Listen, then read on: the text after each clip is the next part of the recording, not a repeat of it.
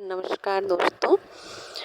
कल आंवला नवमी है और आंवला नवमी का व्रत अगर हम नहीं कर पाते हैं और हम इसकी पूजा और दीप प्रज्वलित करके और अगर हम आंवला नवमी की कथा सुन लेते हैं, कहानी सुन लेते हैं, तो हमें उतना ही फल मिलता है जितना कि हम व्रत करने से मिलता है। तो आंवला नवमी की कथा इस प्रकार है। एक राजा था, उसका प्रण था वे रोज 1.25 मन आंवले दान करके ही खाना खाता था। इससे उसका नाम आंवले राजा पड़ गया। एक दिन उसके बेटे बहू ने सोचा कि राजा इतने सारे आंवले रोजाना दान करते हैं, इस प्रकार तो एक दिन सारा खजाना खाली हो जाएगा। इसलिए बेटे ने राजा से कहा कि उसे इस तरह दान करना बंद कर देना चाहिए। बेटे की बात सुनकर राजा को बहुत दुख हुआ और राजा रानी महल छोड़कर बियाबान जंगल में जाकर बैठ गए।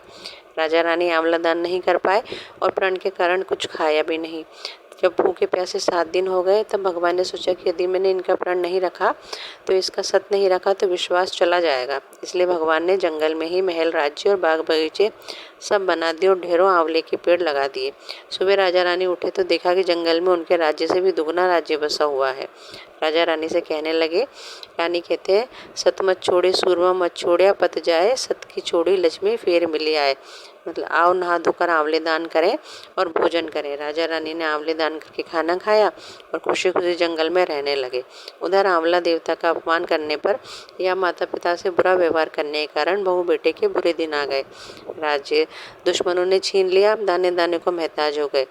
काम ढूंढते हुए अपने पिताजी के राज्य में आ पहुंचे। उनके हालात इतने बिगड़े हुए थे कि पिता ने उन्हें बिना पहचाने हुए ही काम पर रख लिया। बेटे बहू सोच भी नहीं सकते थे कि उनके माता पिता इतने बड़े राज्य के मालिक भी हो सकते हैं। सो उन्होंने भी अपने माता पिता को नहीं पहचाना।